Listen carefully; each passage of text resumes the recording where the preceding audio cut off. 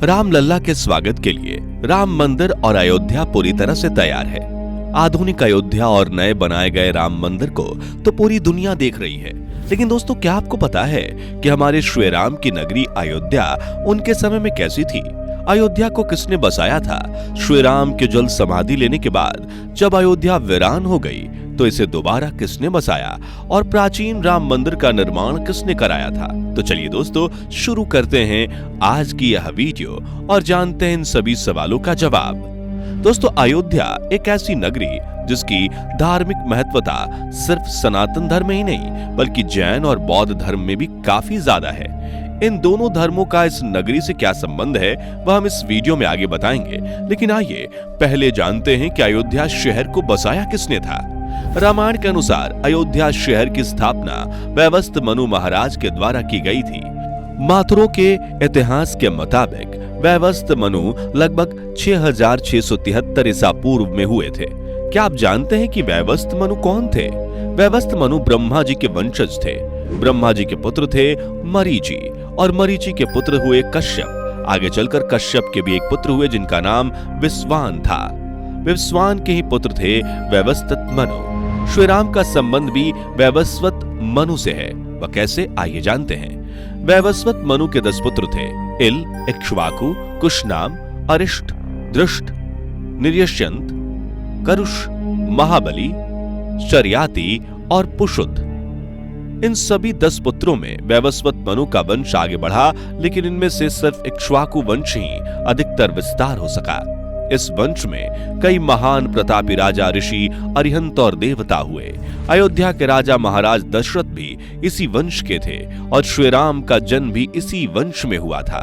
वैवस्वत मनु के द्वारा अयोध्या की स्थापना से लेकर महाभारत काल तक इस नगरी पर इसी वंश के लोगों का शासन रहा।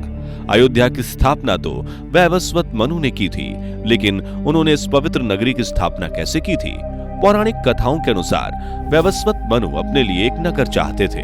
उन्होंने इसके लिए ब्रह्मा जी से बात की और कहा कि आप मेरे लिए एक नगर का निर्माण कर दीजिए। ब्रह्मा जी मनु को लेकर विष्णु जी के पास चले गए। ब्रह्मा जी ने बताया कि मनु को अपने लिए एक नगर चाहिए, इसलिए आप नए नगर के निर्माण के लिए कोई उपयुक्त जगह बताएं। काफी सोच विचार करने के बाद विष्णु जी ने साकेत धाम में नए नगर निर्माण के लिए उपयुक्त स्थान बताया।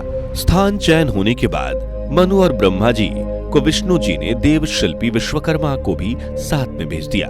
विष्णु जी को राम अवतार में धरती लोक पर भी अवतार लेना था, इसलिए उन्होंने इस समय को उपयुक्त मानते हुए महर्षि वशिष्ठ को ब्रह्मा जी, मनु और विश्वकर्मा के साथ धरती लोक पर भेज दिया ताकि महर्षि वशिष्ठ विष्णु जी के अवतार के लिए उपयुक्त स्थान की तलाश कर सकें। धरती लोक पर आने के बाद महर्षि वशिष्ठ ने सरयू नदी के किनारे लीला भूमि को राम अवतार के लिए अत्यंत उपयुक्त माना, इसलिए मनु के नए नगर निर्माण के लिए भी स्थान का चयन कर लिया गया। स्थान चयन होने के बाद विश्वकर्मा जी ने नगर का निर्माण किया, जो कि अयोध्या नगर से प्रचलित हुआ।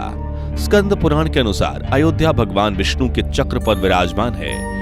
स्कंद पुराण के अनुसार अयोध्या शब्द अ आकार ब्रह्मा, य कार विष्णु और ध कार रुद्र का स्वरूप है।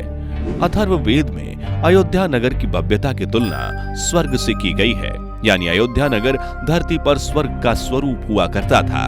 अयोध्या नगर के निर्माण के बाद मनु के पुत्र इक्ष्वाकु इस नगर में शासक बने। इसके बाद अयोध्या में इक्ष्वाकु वंश का ही शासन चलता रहा। महाराजा दशरथ का भी संबंध इसी वंश से था। वो अयोध्या पर शासन करने वाले अपने वंश के 63वें शासक थे। अयोध्या नगर के क्षेत्रफल की बात करें तो वो वाल्मीकि रामायण के अनुसार यह नगर 12 योजन लंबी, 3 योजन चौड़ी थी। अयोध्या की भव्यता के बारे में बात करें तो इसके बारे में वाल्मीकि जी लिखते हैं, वह पूरी चारों ओर फैली हुई बड़ी बड़ी सड़कों से सुशोभित था। सड़कों पर नित्य जल छिड़का जाता था और फूल बिछाए जाते थे। इंद्र की अमरावती की तरह महाराज दशरथ ने उस पुरी को सजाया था और उस पुरी में राज्य को खूब बढ़ाने वाले महाराज दशरथ उसी प्रकार रहते थे जिस प्रकार स्वर्ग में इंद्र वास करते हैं। स्वर्ग समान इस नगरी में ऊंचे ऊंचे तोरण द्वार, सुंदर बाजार, सभी तरह के फलों के बागीचे, बड़ी बड़ी ऊंची ऊंची अट्टारियों वाले मकान, दैनिक कार्यों में उपयोग होने वाले सभी तरह के जानवर, हर चौक चौराहे पर मीठे पानी के कुएं इत्यादि सभी तरह की सुख सुविधाओं से ये नगर सुशोभित था। इस देव नगरी में बसने वाला कोई भी व्यक्ति गरीब नहीं था। महाराजा दशरथ ने अपने इस नगर को इतना समृद्ध बना दिया था जितना समृद्धशाली इस धरती पर दूसरा और कोई नगर नहीं था। श्री राम के जीवन काल तक तो अयोध्या नगरी की भव्यता और समृद्धि बनी रही, लेकिन जब श्री राम ने जल समाधि ले ली तब अयोध्या उजड़ सी गई। कई सालों तक वीरान रहने के बाद श्री राम के पुत्र कुश ने फिर से अयोध्या का पुनर्निर्माण करवाया। पुनर्निर्माण के बाद अयोध्या में फिर से लोग बसने लगे और इस शहर की भव्यता भी लौट आई। पुनर्निर्माण के बाद सूर्यवंश की अगली 44 पीढ़ियों का अयोध्या पर शासन कायम रहा। अयोध्या पर शासन करने वाले सूर्यवंश के अंतिम राजा महाराजा बृहद्बल थे। महाराजा बृहद्बल भी अयोध्या के कुशल शासक थे। महाभारत का युद्ध प्रारंभ होने के बाद वह भी इस युद्ध में शामिल हो गए। युद्ध करते हुए अभिमन्यु के हाथों महाराजा बृहद्बल मारे गए। महाराजा बृहद्बल की मृत्यु के साथ ही अयोध्या नगर का भी पतन शुरू हो गया। अयोध्या एक प्रमुख नगर से वीरान नगर के रूप में बदल गया। हालांकि इसी दौर में श्री राम जन्मभूमि का अस्तित्व बरकरार रहा। पूरा शहर जंगल के रूप में बदल गया। श्री राम की भक्ति में लगे साधु संत अयोध्या के जंगलों में आश्रम बनाकर रहने लगे।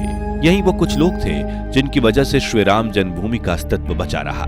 अयोध्या नगर को फिर से विकसित तब किया गया जब लगभग 100 वर्ष ईसा पूर्व उज्जैन के चक्रवर्ती सम्राट विक्रमादित्य शिकार करते करते अयोध्या पहुंचे। अयोध्या के जंगलों के बीच उन्हें कुछ दिव्य शक्तियों का एहसास हुआ। उन्होंने इस जंगल के रहस्य का पता लगाने का फैसला किया और जंगल में इधर उधर भटकने लगे। काफी देर तक इधर उधर भटकने के बाद उन्हें श्री राम की भक्ति में लगे हुए साधु संत मिले। उन्होंने सम्राट विक्रमादित्य को अयोध्या के बारे में पूरी बातें विस्तार से बताईं। तब सम्राट विक्रमादित्य को पता चला कि अयोध्या श्री राम की जन्मभूमि है। उस वक्त उन्होंने इस शहर को फिर से विकसित करने का फैसला किया। सम्राट विक्रमादित्य ने सबसे पहले यहाँ एक भव्य राम मंदिर का निर्माण कराया। इस राम मंदिर का निर्माण काले रंग के कसौटी पत्थर वाले 84 स्तंभों के ऊपर किया गया था। उन्होंने इस मंदिर को इतना भव्य बनाया था कि उस समय पूरी धरती पर इस मंदिर जितना भव्य और सुंदर दूसरा कोई था ही नहीं। मंदिर के साथ ही उन्होंने इस शहर में कूप, सरोवर और महल इत्यादि का भी निर्माण करवाया ताकि अयोध्या आने वाले राम भक्तों को किसी प्रकार की कोई दिक्कत का सामना न करना पड़े। सम्राट विक्रमादित्य के द्वारा विकसित किए जाने के बाद अयोध्या का अस्तित्व लगातार बना रहा। 16वीं शताब्दी तक वहां राम मंदिर भी सुरक्षित मौजूद था, लेकिन फिर 1528 में मुगल शासक बाबर के सेनापति मीर बाकी ने राम मंदिर को तोड़ दिया और बाबर के आदेश पर वहां बाबरी मस्जिद का निर्माण करवा दिया। मंदिर की जगह यह मस्जिद 1992 तक कायम रही, लेकिन फिर अंततः 1992 में इस मस्जिद को भी तोड़ दिया गया और अब लगभग 5 शताब्दी के बाद फिर से राम मंदिर वाली जगह पर राम मंदिर का ही निर्माण कर लिया गया है। तो दोस्तों, यह था अयोध्या और प्राचीन राम मंदिर का पूरा इतिहास। आइए अब आपको बताते हैं कि बौद्ध और जैन धर्म से अयोध्या नगर का क्या संबंध है। जैन धर्म के अनुसार अयोध्या नगर आदिनाथ समेत 5 तीर्थंकरों की जन्मभूमि है। सिर्फ इतना ही नहीं, जैन धर्म के 24 तीर्थंकरों में से 22 तीर्थंकर इक्ष्वाकु वंश के थे। हमने वीडियो की शुरुआत में ही आपको बताया था कि इक्ष्वाकु वंश मनु के पुत्र से आगे बढ़ा था। इन वजहों से अयोध्या जैन धर्म से संबंध रखने वाले लोगों के लिए भी पवित्र धार्मिक स्थल है। बौद्ध धर्म की बात करें तो इस धर्म के अनुसार अयोध्या के जंगलों में गौतम बुद्ध ने 16 वर्षों तक निवास किया था। चीनी यात्री हेनसांग 7वीं शताब्दी में भारत भ्रमण पर आया था। अपनी इस यात्रा के दौरान वह अयोध्या भी गया था और अपनी इस यात्रा के दौरान उसने अयोध्या में कई सारे बौद्ध मंदिर होने और बौद्ध भिक्षु रहने की बात लिखी थी। हेनसांग के अनुसार अयोध्या में 20 बौद्ध मंदिर थे, जिसमें लगभग 3000 बौद्ध भिक्षु रहते थे। बौद्ध मंदिर के अलावा उसने अयोध्या के राम मंदिर का भी उल्लेख किया था। उसने लिखा था कि अयोध्या में हिंदुओं का भी एक प्रमुख मंदिर है, जहां हर दिन हजारों लोग दर्शन के लिए आते हैं। दोस्तों, आज के इस वीडियो में बस इतना ही। उम्मीद है आपको यह वीडियो पसंद आई होगी। अगर हाँ तो इसे लाइक करें और अपने दोस्तों के साथ शेयर करें और ऐसे ही और भी वीडियोस देखते रहने के लिए हमारे चैनल को सब्सक्राइब जरूर करें।